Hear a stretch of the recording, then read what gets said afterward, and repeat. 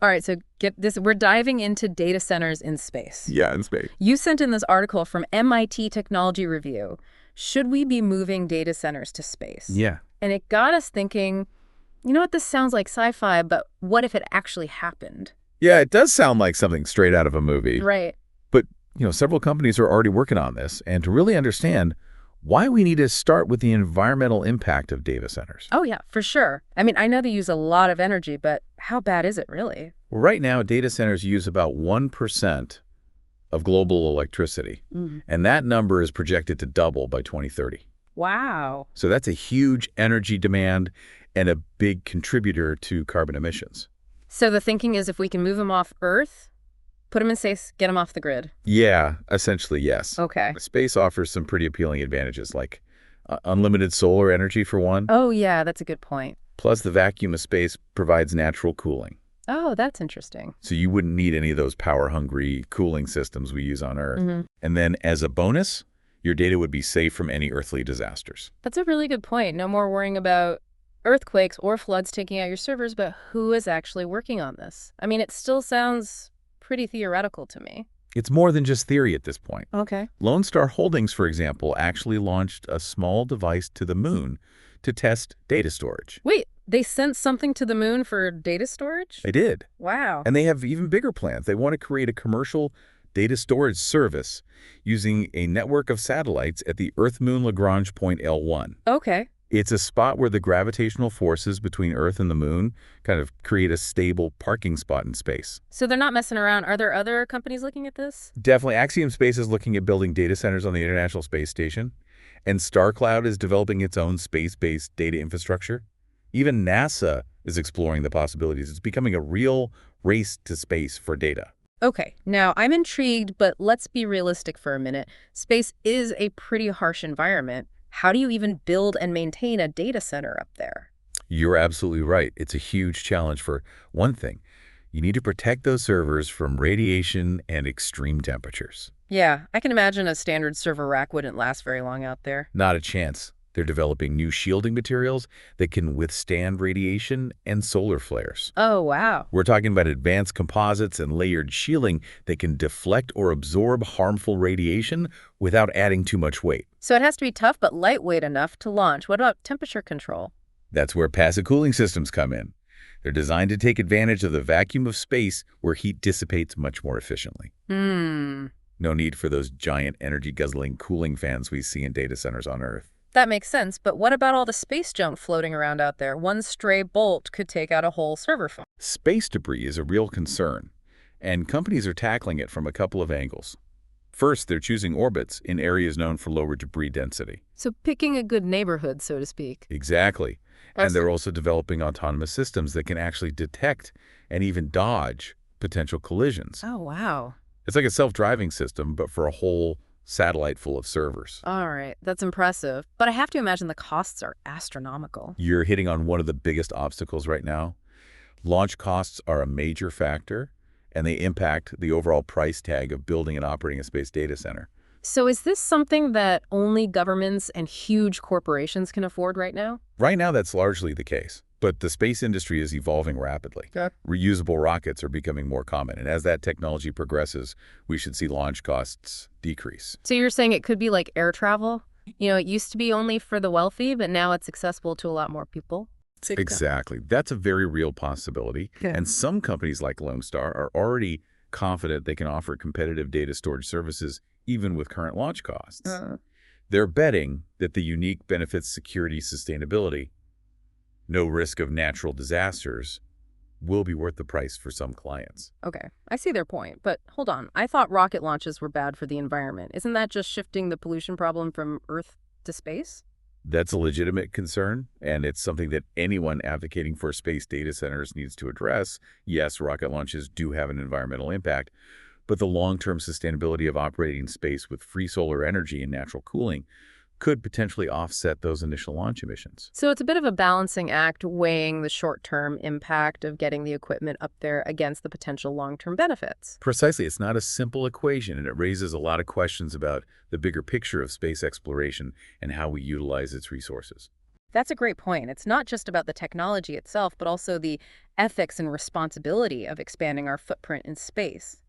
We need to consider all sides of this story. Absolutely, and that's what we'll be digging into next. Now that we've laid out the basic challenges and potential benefits, let's explore the specific technologies being developed and the economic viability of this whole venture. All right, listeners, buckle up because things are about to get even more interesting. We just heard about some of the challenges and potential upsides of space data centers, but how are they actually going to pull this off? What kind of tech are we talking about? One of the biggest hurdles is figuring out how to power these data centers sustainably. Hmm. They use a ton of energy, and we can't just run an extension cord from Earth to the moon. Yeah, no kidding, but space does have one major advantage. The sun. Is that the answer? You got it. Space-based data centers are on a perfect spot to use solar energy. Imagine huge arrays of solar panels constantly collecting energy from the sun to power those servers. Makes sense. But what about the other challenges we talked about? The radiation, the extreme temperatures, the risk of collisions. How are they addressing those? Those are some of the toughest problems to solve, but engineers are coming up with some pretty cool solutions, like for radiation shielding. They're testing materials like PEEK. It's a high-performance polymer that can absorb a lot of radiation without adding too much weight. So they're not just putting some lead shielding on there? No, it's got to be tough, Yeah. but lightweight enough to launch. And it's not just about blocking radiation. They're also designing passive cooling systems that use the vacuum of space. How does that work? Well, think about it. Heat dissipates much faster in a vacuum. So instead of those massive energy-intensive cooling systems we use on Earth, they're figuring out ways to radiate that heat directly into space. It's a much more efficient and sustainable approach. So they're basically letting the coldness of space do the work for them. That's pretty clever. Yeah. What about the space debris problem? How do you protect a data center from getting hit by a piece of a defunct satellite? Yeah, it's a real concern. There are millions of pieces of debris up there.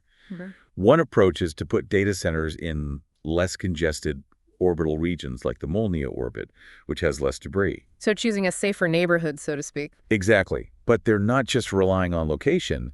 They're also developing really advanced detection and avoidance systems. Okay. Some of these systems use lasers and radar to track incoming debris and can even move the data center to avoid a collision. Wow, that's some seriously high-tech stuff, but this all sounds incredibly expensive. Yeah, the costs are definitely a major hurdle right now.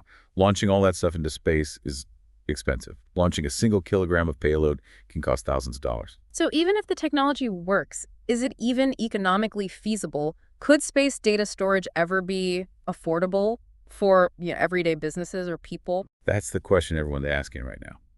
The costs are too high for most, but as the space industry grows, we could see prices come down. Remember, it wasn't that long ago that launching anything into space was a huge deal. Only governments could do it. Now we have private companies like SpaceX launching stuff all the time, even tourists. So you're saying we could see a similar shift for data storage from something only governments and big businesses can do to something more widely available? It's definitely possible. Look at any new technology, computers, cell phones, the internet. They all started out expensive and only for a few people. But as the technology got better and production increased, costs went down and they became a part of everyday life. I see what you mean, but even if prices do come down, aren't we just moving the environmental burden of data storage from Earth to space? All those rocket launches can't be good for the atmosphere? You're right. Rocket launches do have an environmental impact, but the potential for long-term sustainability in space is huge. Data centers on Earth require a lot of energy for cooling and operation, which contributes to greenhouse gases in space. You have tons of clean solar energy and natural cooling. So while the launch has an impact, the long-term effect could be much lower. So it's a trade-off. We have to weigh the short-term impact of launches against the potential long-term benefits of cleaner data storage. Exactly. It's not simple, and there are a lot of factors to consider. This is all fascinating stuff, but I have a question that's been bugging me. Who controls all this data in space? Is it a free-for-all, or are there rules and regulations governing space-based data centers? That's a great question, and it's one that's still being debated. The laws around space are complicated. The Outer Space Treaty says no nation can claim celestial bodies, but it doesn't say anything about data ownership or commercial businesses in space. So there's a bit of a legal gray area when it comes to space data centers. Yeah, there is, and it's something that needs to be figured out as this technology develops. We need clear guidelines and international agreements to make sure everyone has fair and responsible access to space resources, and that's just one of the many big issues surrounding this topic. It sounds like we're just scratching the surface here. This is about way more than just technology. We're talking about law ethics, the future of space exploration. Exactly. It's a really complex issue with huge implications. Now that we've looked at the technology and economics, I think it's time to explore the bigger impact this could have on our lives, both on Earth and beyond. All right, listeners, get ready for the grand finale. We're going to explore what all this means for us. Stay with us. Okay, welcome back, everyone. We've talked about the energy demands of data centers and the challenges of building them in space, but what does this all mean for us? It's important to remember that this technology is still pretty new. But if it works, it could change so many things about our lives here on Earth and how we explore space. I gotta admit, the idea of data centers floating in space is mind-blowing, but I'm still trying to understand what that would actually look like. Like, how would it affect us practically? Okay, so let's start with space exploration as we start thinking about bigger missions, like going to Mars, mining asteroids, sending probes deep into space. We're going to need a lot of computing power, and it needs to be closer to where we are exploring. You're saying we can't rely on data centers here on Earth to support those missions. Exactly. Imagine trying to control a rover on Mars or analyze data from a telescope near Jupiter. If all that information has to travel millions of miles back to Earth, the delay would be a huge problem. So these space data centers would be like a forward operating base for our digital infrastructure. They'd give us the power and storage we need right where we need it. Exactly. We could have real-time control of robots, instantaneous data analysis for research. We could even create a kind of interplanetary internet, connecting people across huge distances. Okay, now that's something I can get behind.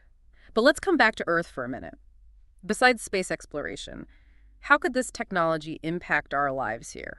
There are some really cool possibilities. Imagine storing important data like financial records, medical archives, government backups in a place that's totally safe from natural disasters and cyber attacks. So like a digital vault in the sky, safe from everything? Exactly. And because these data centers will use solar energy, they could be way better for the environment than the ones we have on Earth. This could be a big deal for reducing the carbon footprint of our digital world. It sounds like a win-win, but as we've talked about, there are some things to be cautious about as this technology develops. What are some things we need to think about? Well, one concern is that it could lead to more military activity in space, as space becomes more important for strategy. There's a chance that data centers could become targets in conflicts. So we'd have to worry about cyber warfare and actual warfare in space. It's something we need to think about, and then there's the question of who gets to use these space-based resources. Will it just be governments and big companies, or will there be fair access for smaller businesses, researchers, and regular people? It sounds like there are a lot of ethical and political questions that need to be answered as this technology keeps developing. For sure. We need to have these conversations now while the industry is still young. We need to set clear international rules to make sure space resources are used fairly and responsibly. It's a lot to think about. On the one hand, we have this amazing opportunity to push the limits of technology and explore space in ways we never thought possible. But on the other hand, we have to be careful and make sure this technology benefits everyone, not just a few people. I think you put it perfectly. This is a really important time. The choices we make now will affect the future of space exploration, data security, even the nature of our digital world. Well, listeners, we've reached the end of our deep dive. And I don't know about you, but my mind is officially blown. We've talked about everything from the technical stuff to the bigger implications. And it's clear that this is just the beginning of the space data center story. Who knows what the future holds? Maybe one day we'll all be accessing our data from the moon or even further out in space. Until then, keep looking up and keep exploring.